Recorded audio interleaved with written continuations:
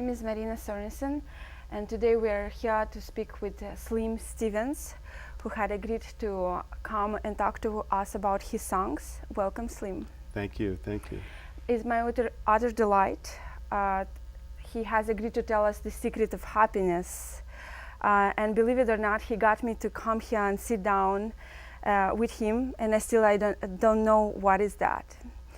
Anyway, I have picked 4 songs from 74 songs of Slim's, which are related to motherhood, correct?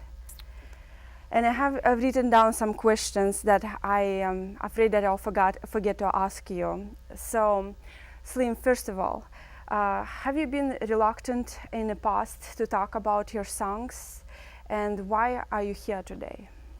How many questions you got there? A lot. Am I allowed to take any peeking? No. Okay. My dad used to tell the story of the painter who gave an exhibition of his paintings, and a man from the newspaper, wasn't wearing the same colored dress, but came to the exhibition and was staring at one of the paintings. And he called the painter over and said, "What were you trying to say in this painting?"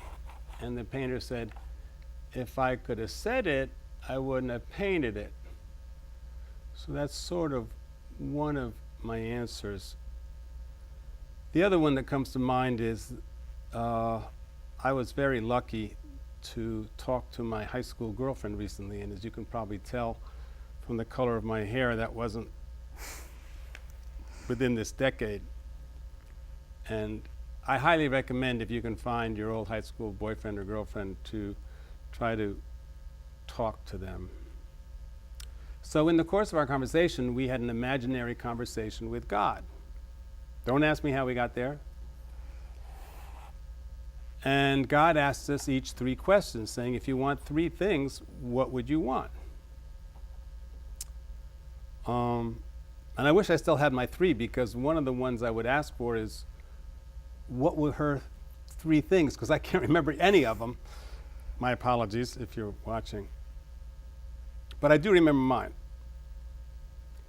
And the 3 things I asked God were, I think in this order. I want my legs forever. And so far so good. And the second thing was, I want to come from a happy clan, or be part of a happy clan. And on that, I'm satisfied so far. And the third was, to my surprise, that I wanted to tell my story. So, in a sense, that's led me to use my internal camp counselor to tell my story and bring it out. And that's what I've tried to do. You heard of the old Peterson couple in Vermont, right? You did, good. Well, one day the old Petersons, they were 92 years old, stumbled into, well, I should say, what do old people do? Staggered into Attorney Thompson's office. And Attorney Thompson said, "Oh, Mr. and Mrs. Peterson, what brings you here today?" "Mr. Thompson, we want a divorce." "A divorce? Mr. and Mrs. Peterson, you've been married 63 years. You want a divorce now?" "We wanted to wait until the children were dead."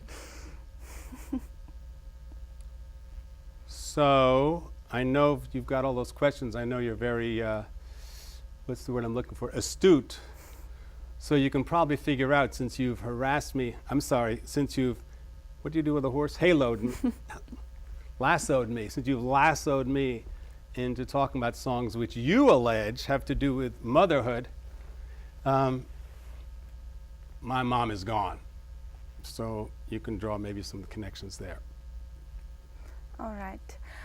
Are you planning to tell us the secret of happiness, or are you waiting until all the audience is dead there? Oh, very good, very good. All right. Am I In a gonna minute. Okay, all right. In a minute, we will listen to the first song, which is The Gift, and look at some pictures. But before that, please tell me something about the time that you're growing up. Was your childhood like? My childhood. What was my childhood like? Yes. Well, my family was very close. Very, very close. Close to being crazy. It was not the easiest family that one would ever grow up in, but they say that a normal childhood is one that no one has ever seen. So you can think about that. But my mom, you're talking about my mom, was a goddess, absolute goddess. A goddess in a very, very, very bad mood. Very bad mood, goddess. But that's the way she was. And she was a bash and lavish. Bash, you know? Lavish. So she could bash and she could lavish. And she wasn't averse to, well, I should say this, that my parents were, let's just say they always didn't see eye to eye. And I remember once my dad saying, "Betty, we disagree about everything." And she said, "We do not." So that's my best answer I can give. Okay, let's listen to the first song and see some pictures. We are going to play the first verse of the album version and then cut to the live version, and we'll come back to our conversation. And where do we see that up here? Yes. Okay.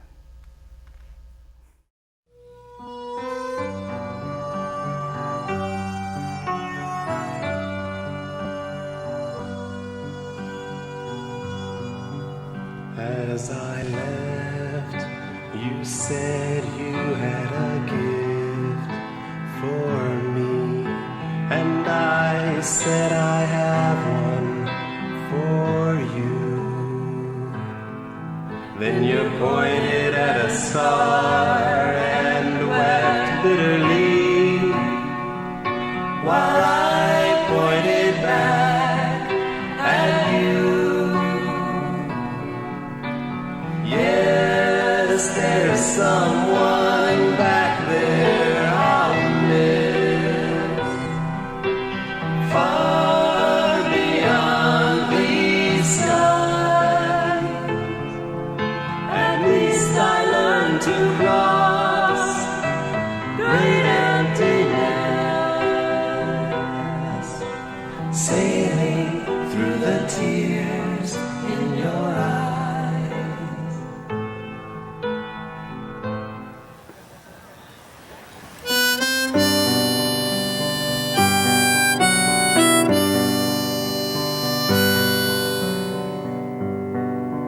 As I left, you said you had a gift for me, and I said I have one too. Then you pointed at a star and wept bitterly, while I pointed back at you. Yes, there's someone back there I'll miss, far beyond these skies. At least I learned to cross great emptiness, sailing through the tears in your eyes.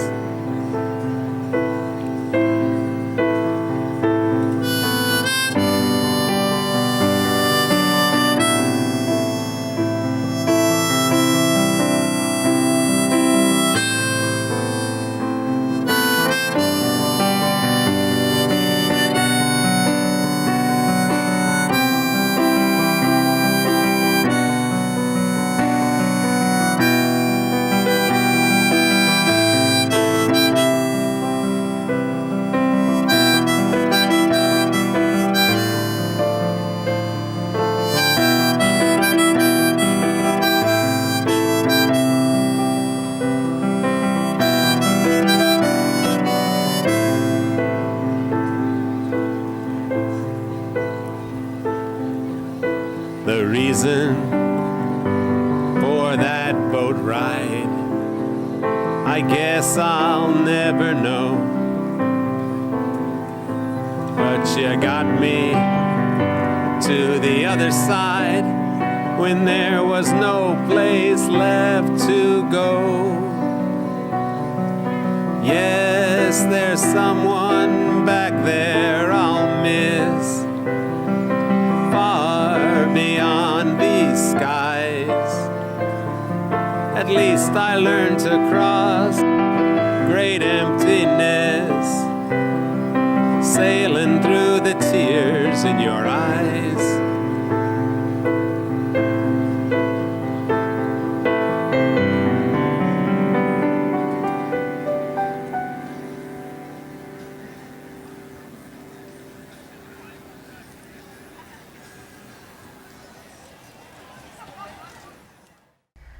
Okay, who is the bride on that video? Ah, the bride in the video. That was interesting to me. The contrast that was made in that film of the song, and it was the first song that I ever wrote with my mother in mind. And there was a young, hopeful, excited woman who was with her bridesmaids, obviously having her bridesmaid party, and I was happy it was put in the film like that, because to me it was a good contrast between the before and after. So this was the first song that you wrote about your mom? Yes. All right. And how was the boat ride? Oh, the boat ride.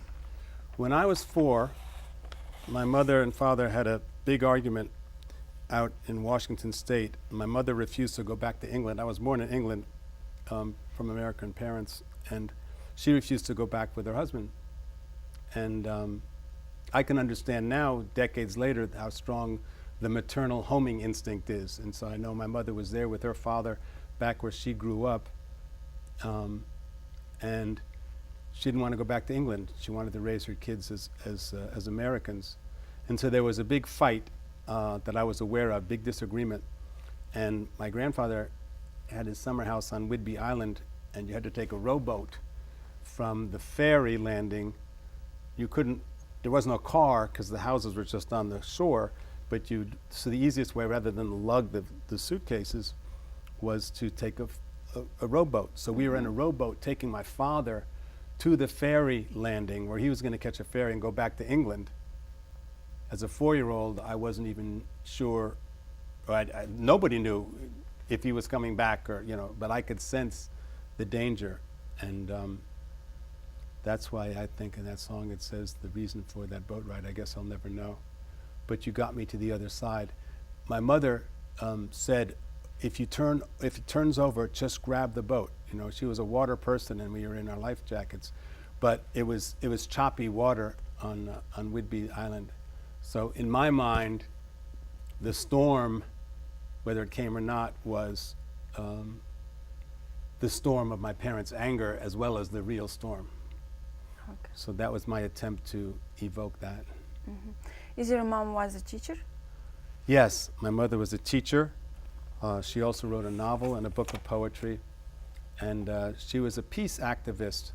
One of the things she did was she went to Hiroshima in Japan, where the atom bomb had been dropped, and tried to unite with the people there who had been affected by it, and also who understood the implications of it. And being a teacher, she had a good sense of humor, luckily. She could just laugh and laugh and laugh, which was fortunate for me. I remember one time I came home from school with a bad report card.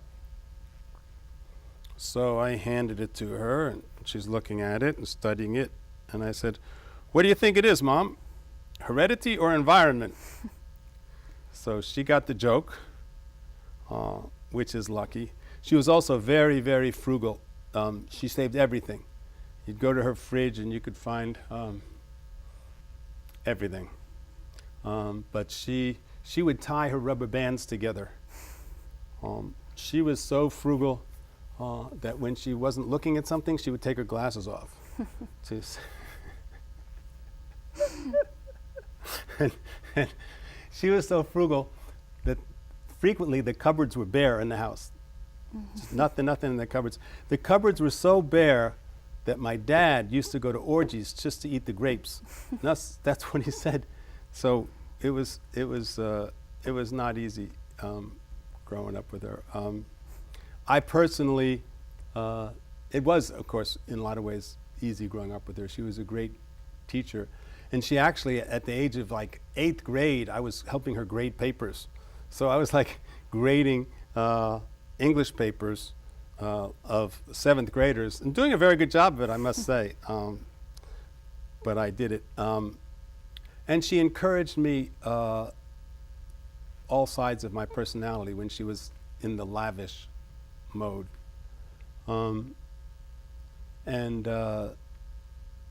She endorsed the artistic side of a person, even though she was in a sense a workaholic. I read with another family member a book called Toxic Parents. Have you ever heard of it? No. All right, well, one of the things the Toxic Parents book says is try to identify and write down your unwritten family rules. Everybody has them. And the first one that came to our mind was work all the time. And a simple day's work is not enough. So that's a rough way to be if you have that voice in you telling you, I gotta work, I gotta keep working, I gotta be working all the time.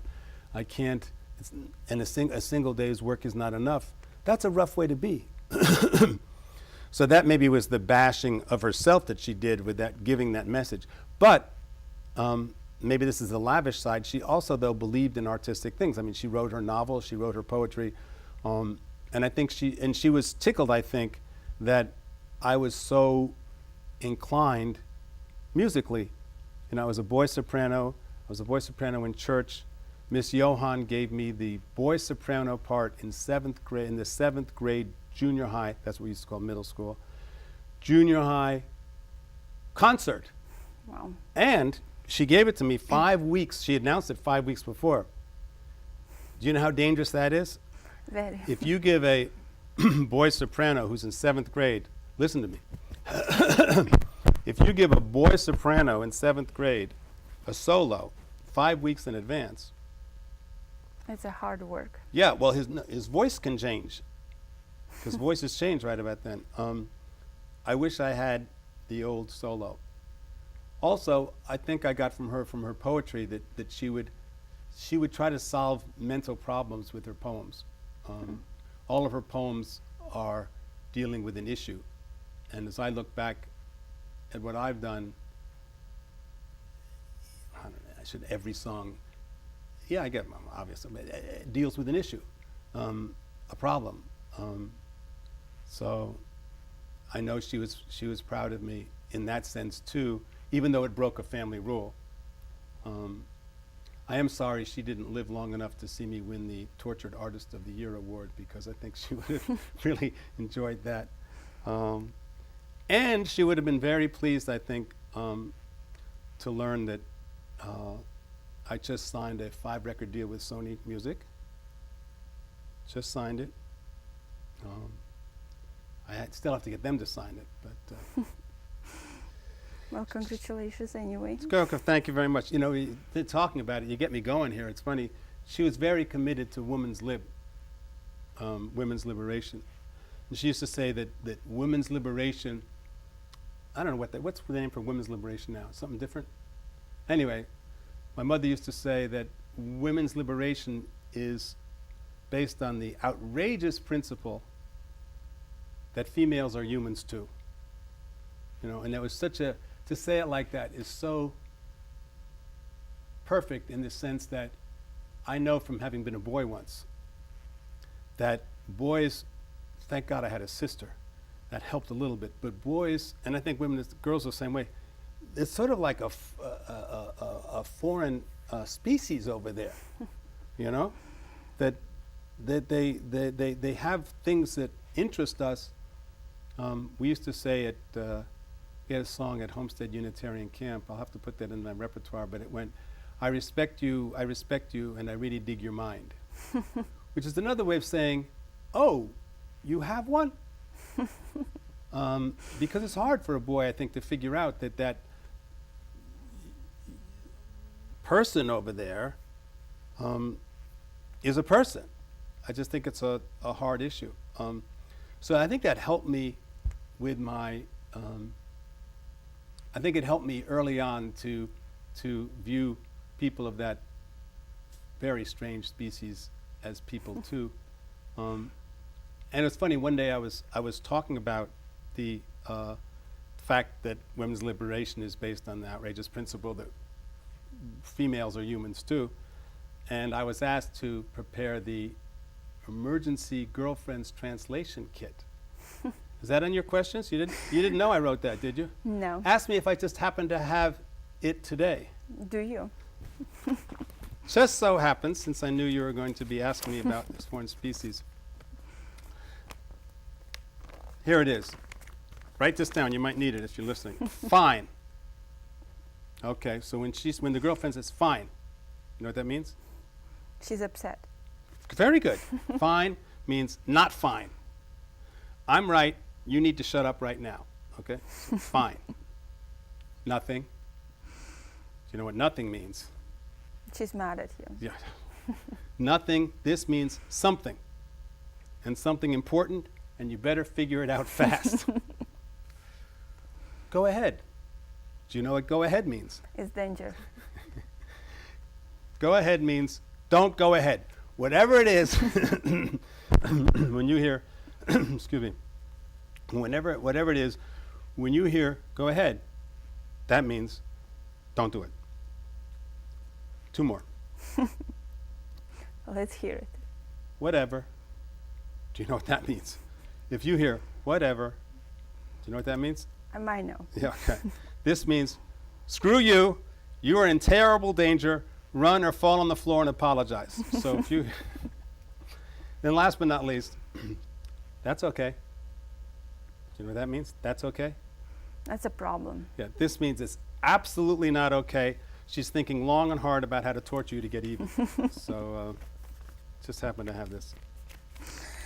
Okay, let's watch a video that is called "Is This the Japanese Painting?"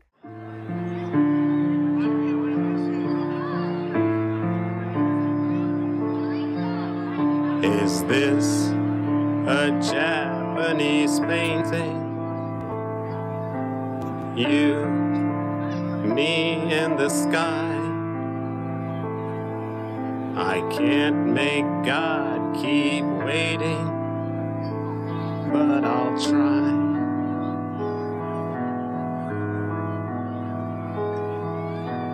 Chained down on this schooner, pushed by a hostile wind toward the Civil War prison we didn't win.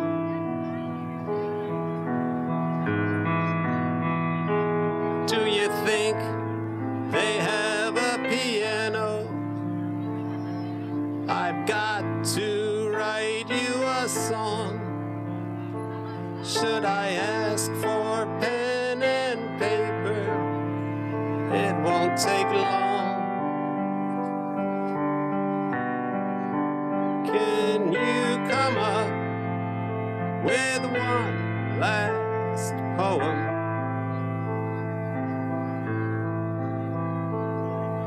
Something I can use to help me in the morning if I wake up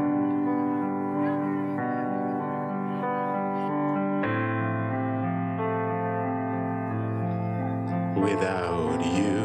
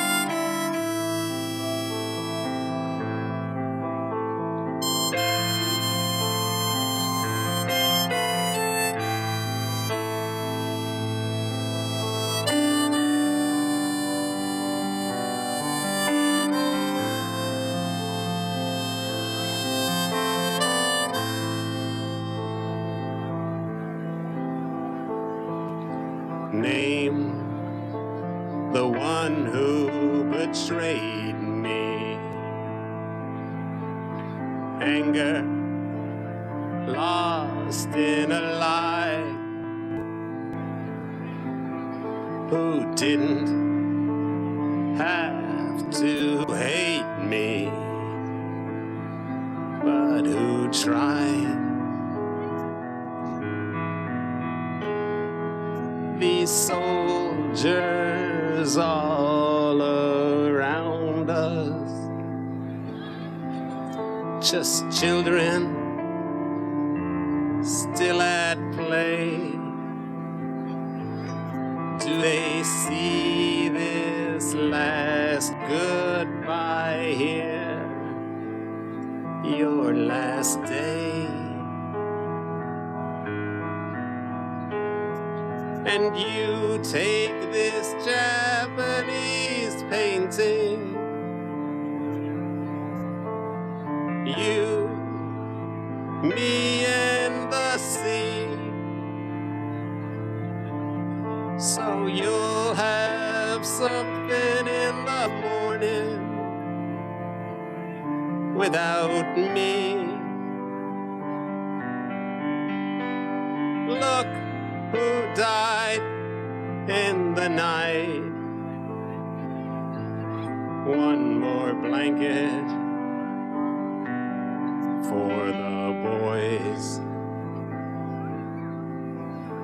Now move that weeping prisoner. He's making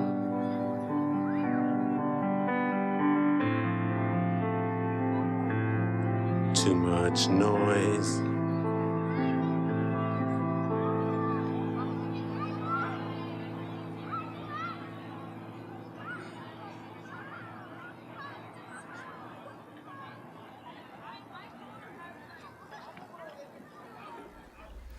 Okay, is this a song was written while your mom was alive?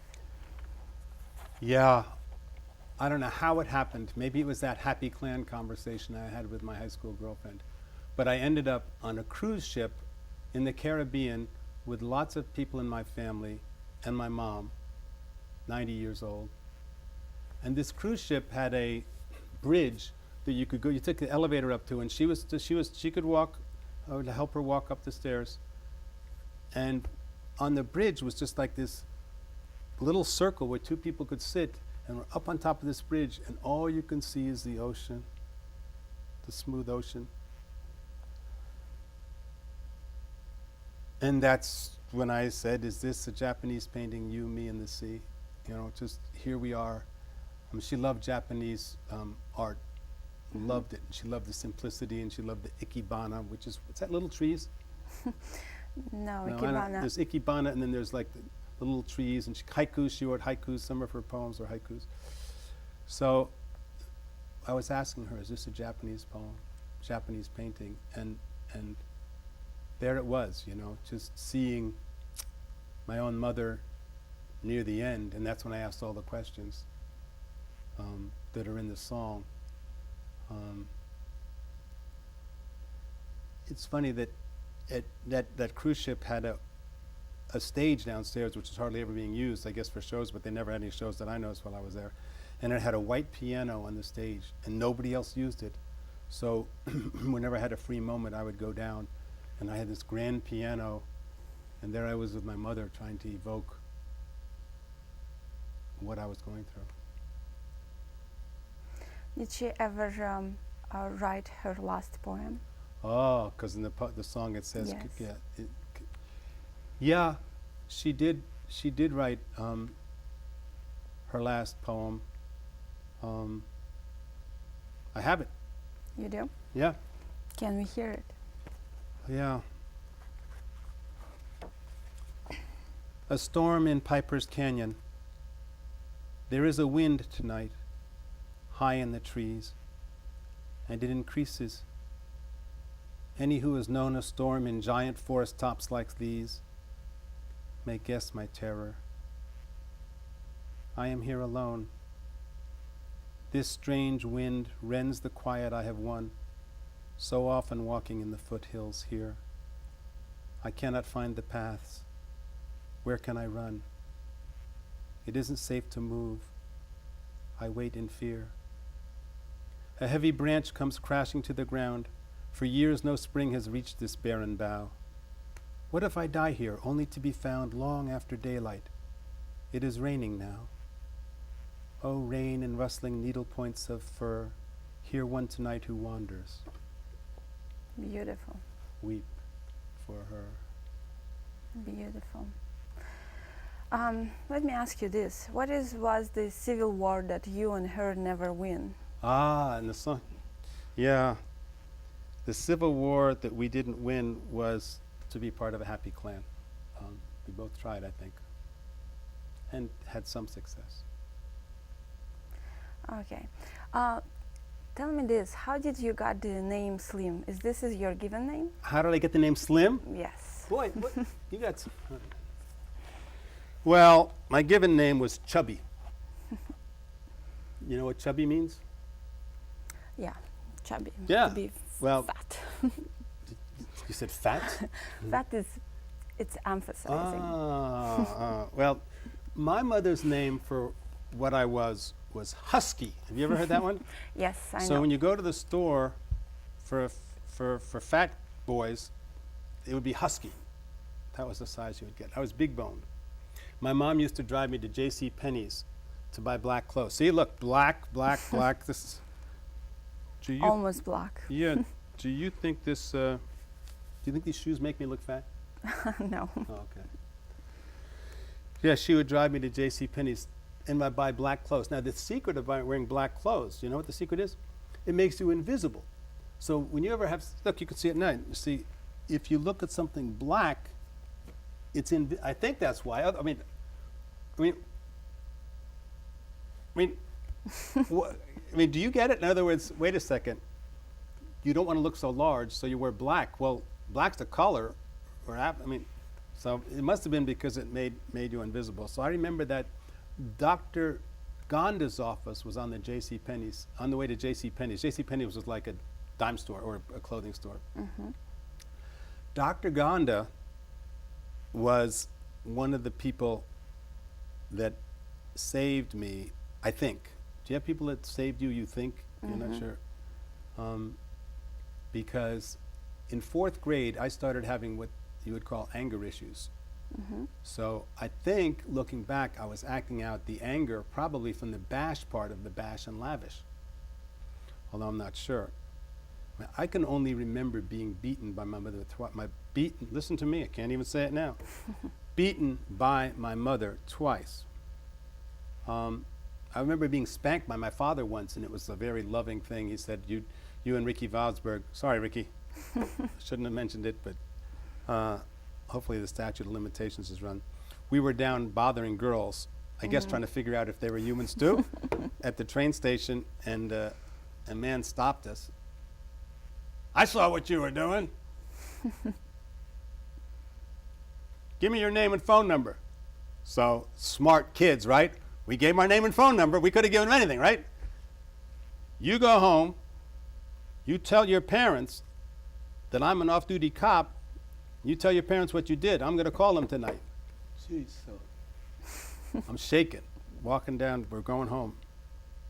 We're just walking in silence, and after a while, Ricky goes, "You're not going to, are you?" I said, "Not going to what?" "You're not going to tell him." I said, "Are you kidding? I'm going to tell him?" And Ricky says, Nah. He's not going to call. Don't tell him. So I thought, okay, Ricky's a smart kid. So I go home. I don't tell them. Ricky goes home and tells them, all right? So my father says, I'm punishing you and spanking you as much for not telling as what you did. So he said, sit down, lie over me. Okay. Bam. Bam. It was almost like, bam. Is that child abuse? Some people, anyway. Raging beating, especially raging beating of a smaller person, is child abuse. It makes the child internalize harm on themselves. I know that. I can feel it. I'm aware of it. Looking back, I can only remember twice that my mother ever beat me. But looking back, I can see that was why. And I guess the lavish part was taking me to Dr. Gonda, driving me. So that was very symbolic, trying to help me be a better person or deal with these issues. You know, somebody at the child guidance at the the school probably suggested it, and so that was a good idea. I think that, well, it's funny. I know why I was beaten. I don't know if it was the first or second time. I think it was the second time. The first time, all I remember is being in the playroom and having this big person who I knew very well who it was, hitting me with like a ruler, but the hard rulers, not the bending ruler, but a hard one. So stinging. So there it was. But I do remember it was in the room where my mother, she was a member of the North Shore Child Guidance Society. Now, I never went to any of their meetings, but the idea was, how can we help our children? And to me, it was always, it's thinking back to that, one of the first time that I can remember. And I was right next to the shelf where that was, and I used to look at the shelf where those books were. And to me, looking back, it was so, is ironic the word, that I would be right under the book called Child Guidance. So, I mean, a lot of human beings think that is child guidance. Sure. A lot of human beings think that is child guidance. The second time, we were poor. I told you we were frugal, right?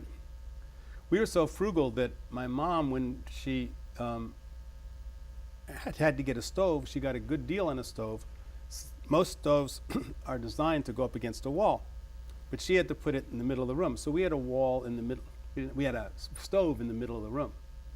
So there's no back on the stove. So she gets a piece of plywood, covers it with what we used to call contact paper, and made it nice. First grade Chubby Stevens one day took a pen, in the top left of that board up here, I know right where I did, right in the top left, wrote, "I love Debbie." I did love Debbie. Debbie was a first grader with braids, on two sides, so that made her very easy to control. You just, if I wanted her to come over and we would wrestle. I found a picture. It's the illustration of the Tangerine Valley, and Debbie is in that song.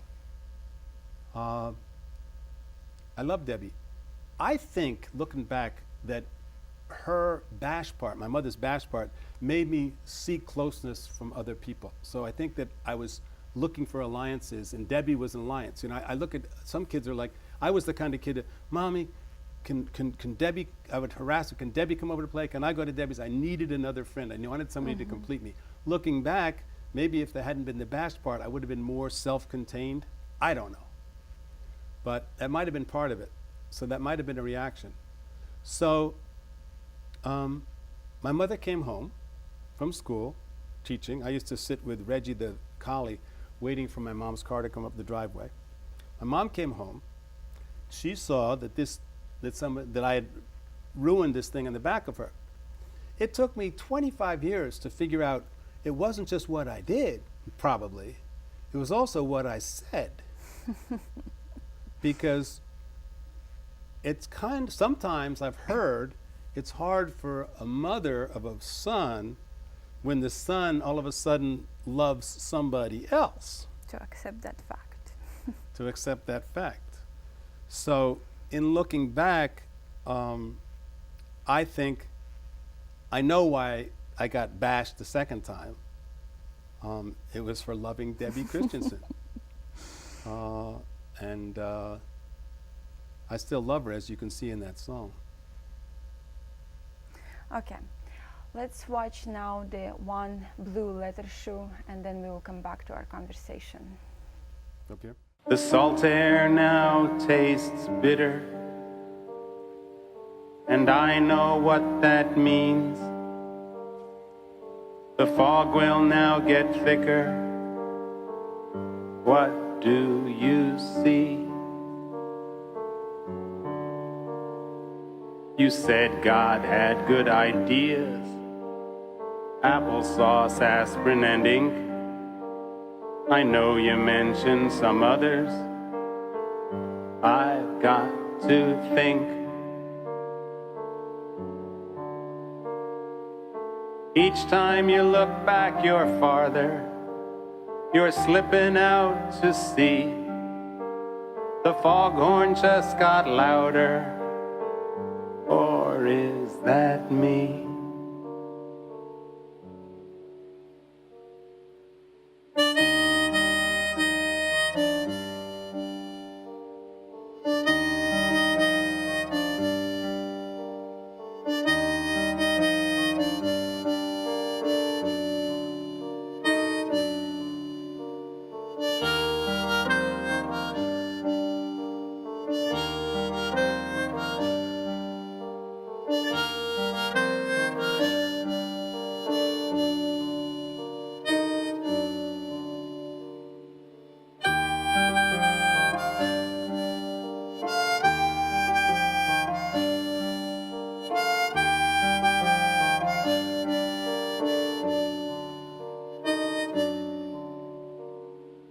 At least I have your sweater and one blue leather shoe, a suitcase full of letters I sent to you.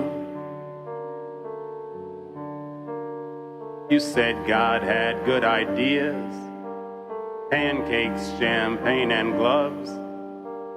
I just remember two others, morphine and love. You left something by my shirt, a small brown figurine, a baby sandpiper bird. Or is that me?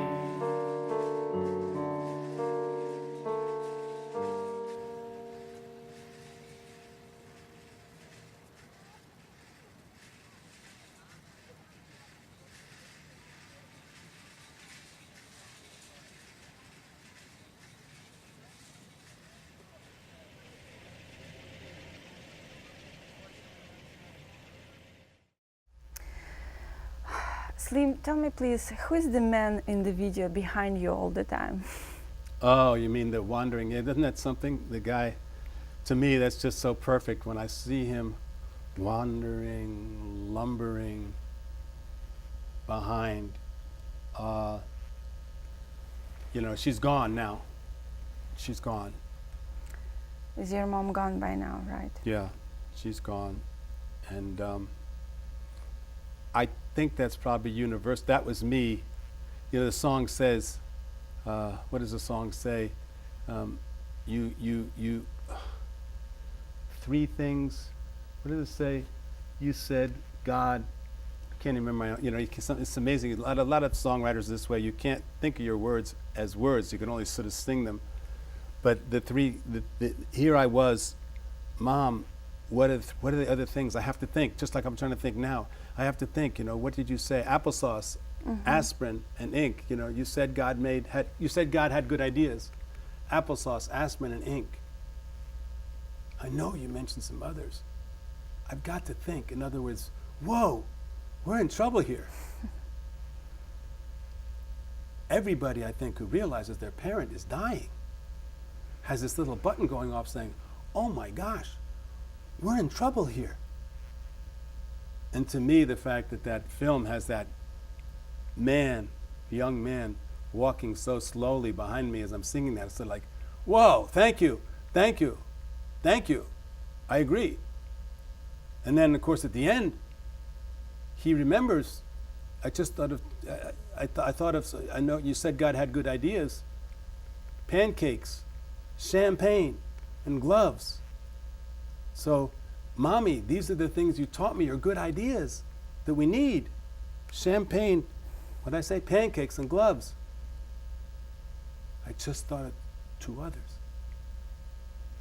Morphine. You know, morphine's a good idea.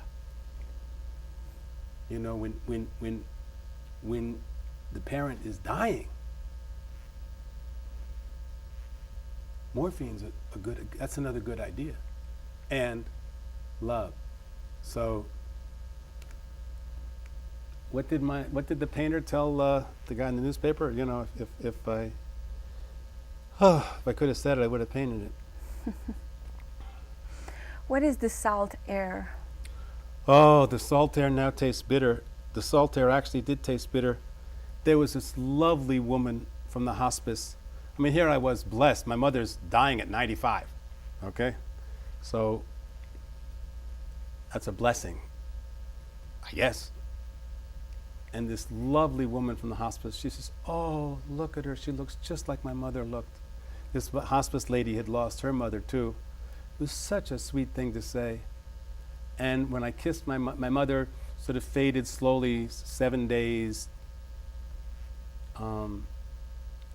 And at the end, she wasn't recognizing me. She was squeezing my hand sort of 4 days in, 5 days in maybe. But I'd kiss her forehead, and I'd taste my lips. And I said something to the hospice lady. I said, boy, it was just like a very, and she said, yes, that's what the body, when the body shuts down, it puts out.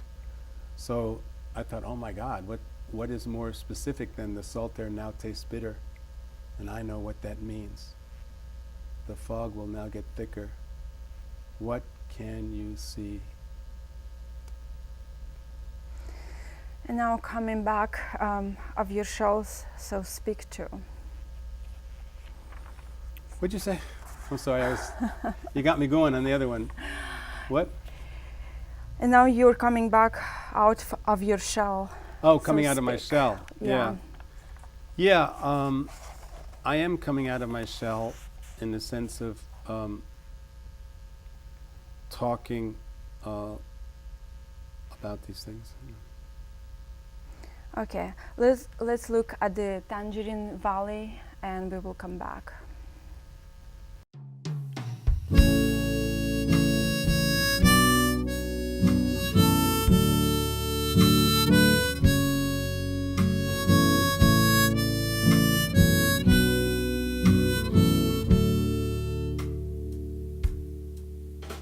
Some are born orphans.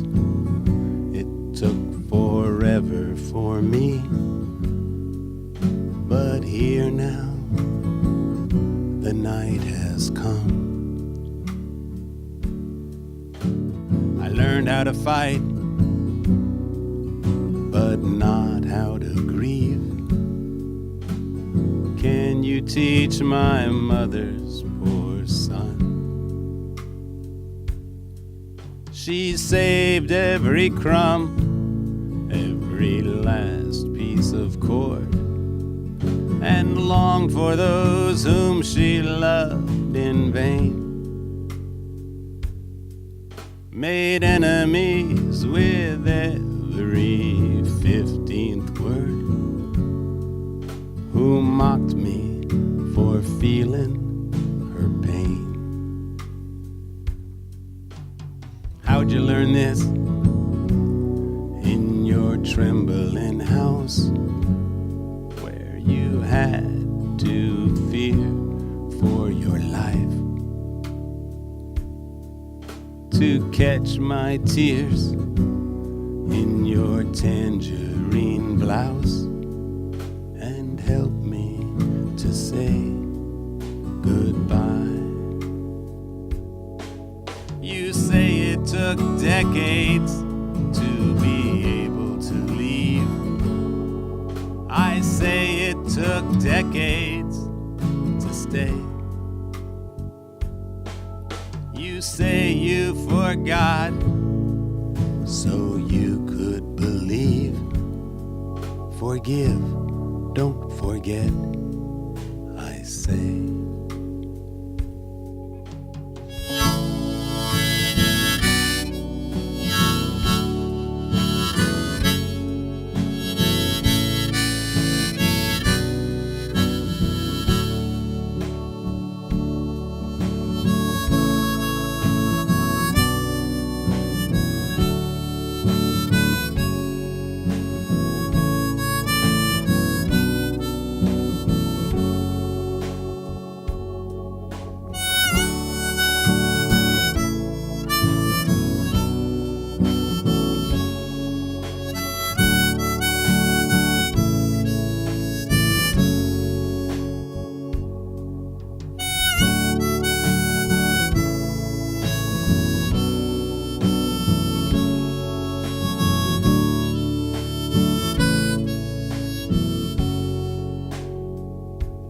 like the first grade friend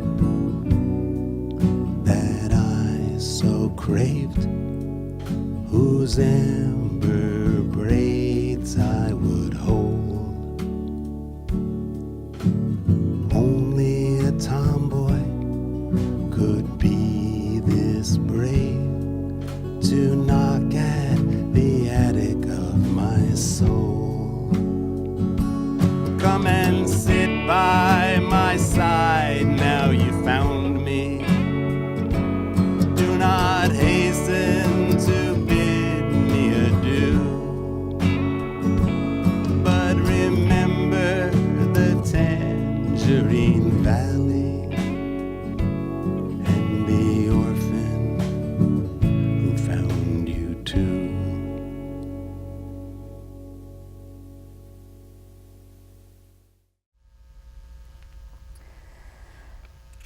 So, am I right? This is the last song? Yeah, this is the last song.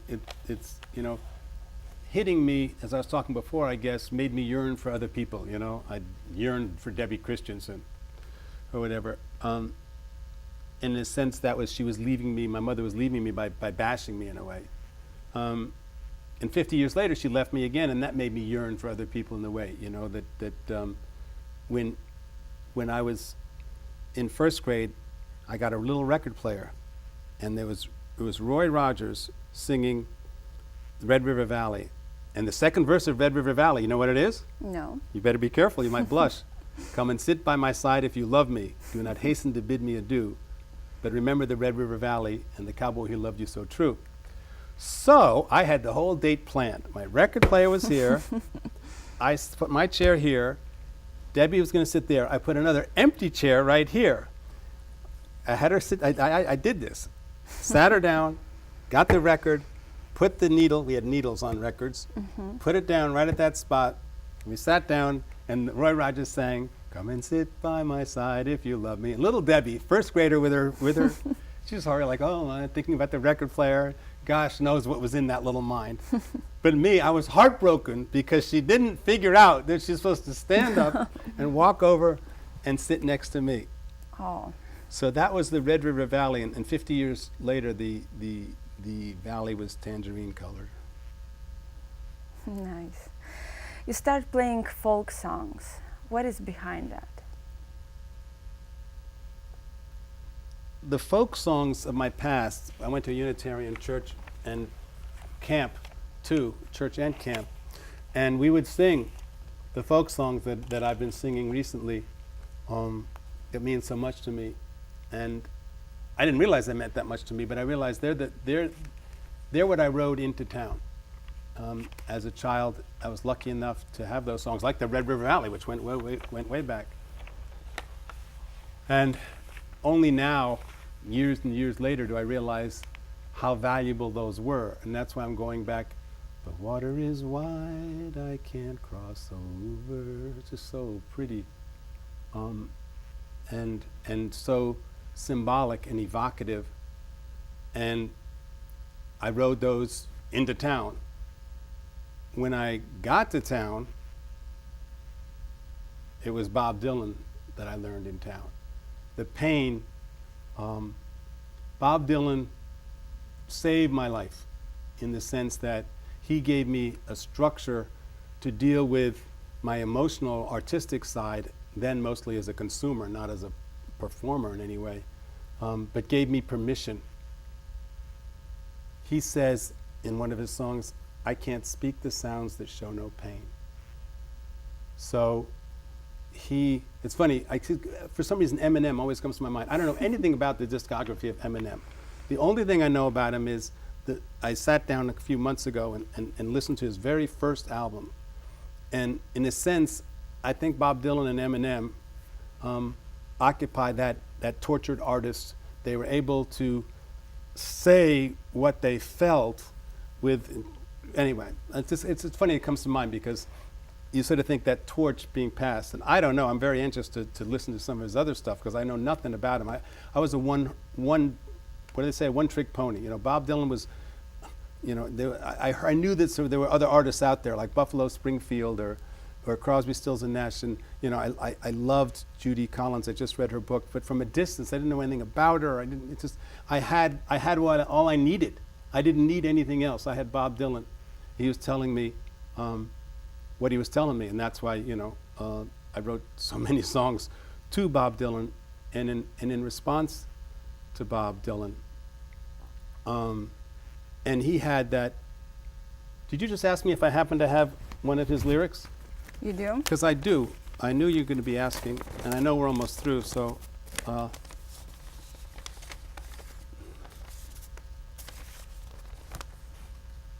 Been so long since a strange woman slept in my bed. Look how sweet she sleeps, how free must be her dreams.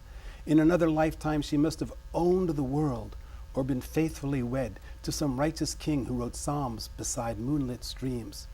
I think I'll go out and go for a walk. Not much happening here, nothing ever does. Besides, if she wakes up now, she'll just want me to talk. I got nothing to say, especially about whatever it was.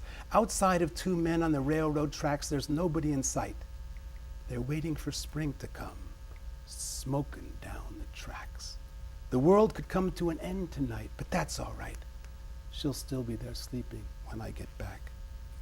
Noontime, I'm still pushing myself along the road, the darkest part, into the narrow lanes. I can't stumble or stay put. Someone else is speaking with my mouth, but I'm listening only to my heart.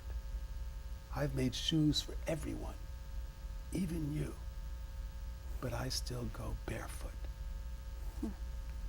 I didn't know he wrote this. I found this song 25 years after. You know, I love Bob Dylan. That it's not an accident that I only recorded 22 of his songs on my website, because some of them, I didn't know he wrote this song called I and I, and it's not very well known. I found it just by mistake. It's sort of like finding a letter from your college girlfriend that you never knew was, like you find it 30 years later. That was true with my father's letter, with more than one of them. Oh my gosh. I mean, just how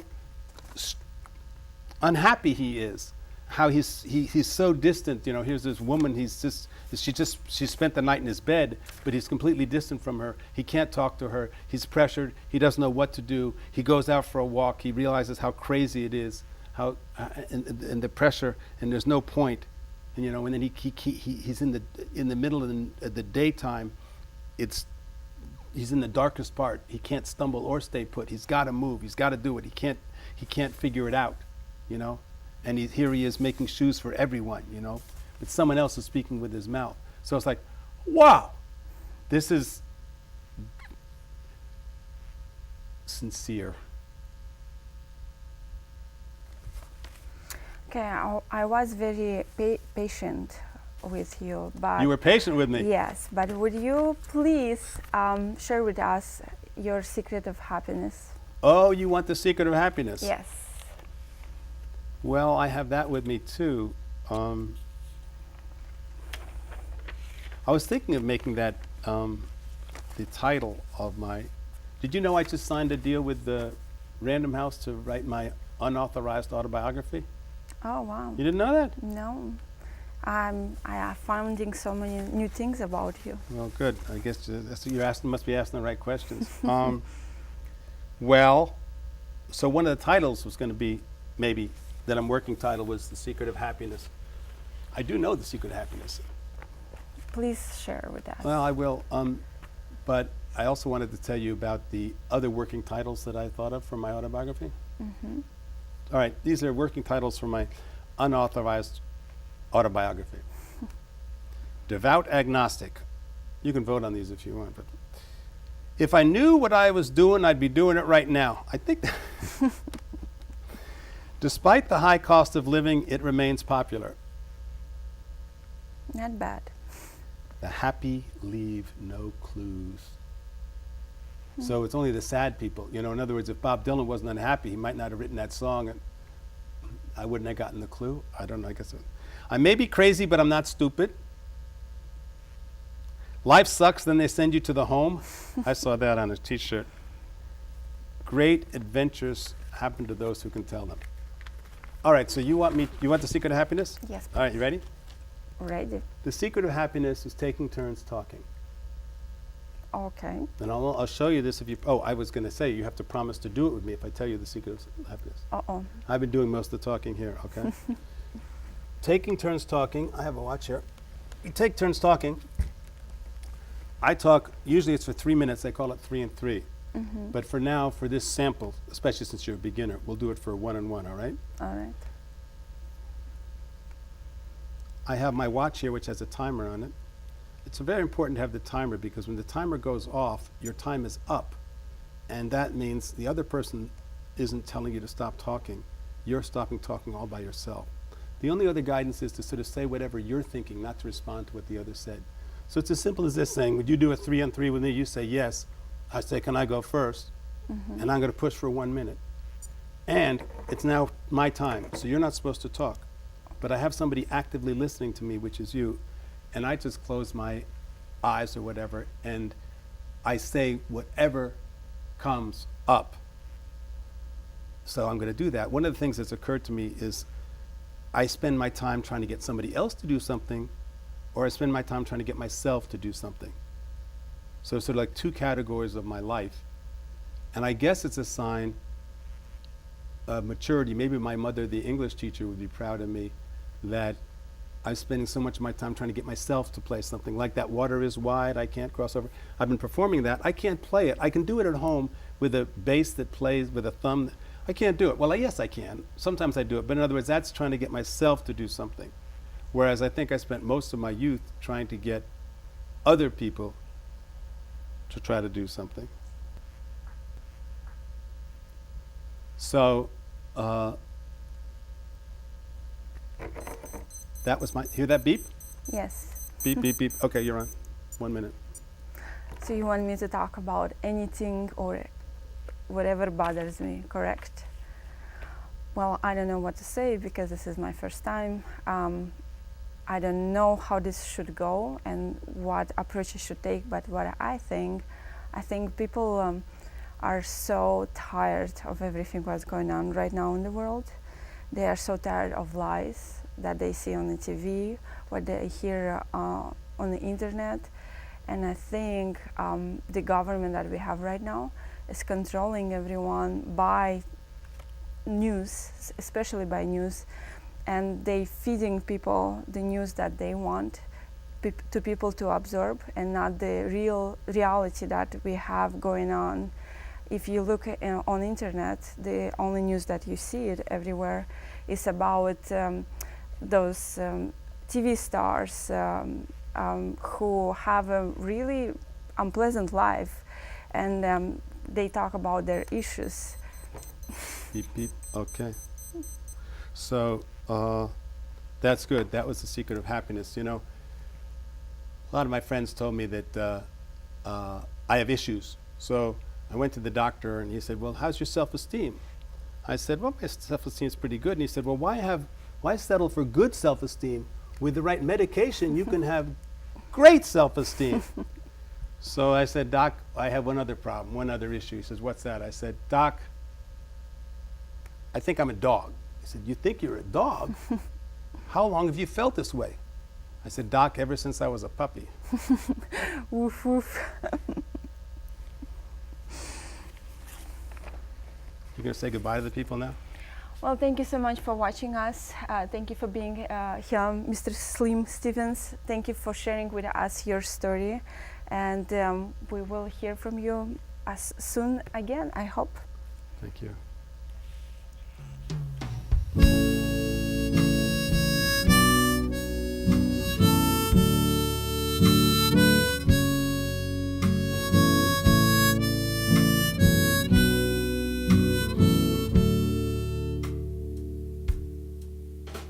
Some are born orphans. It took forever for me.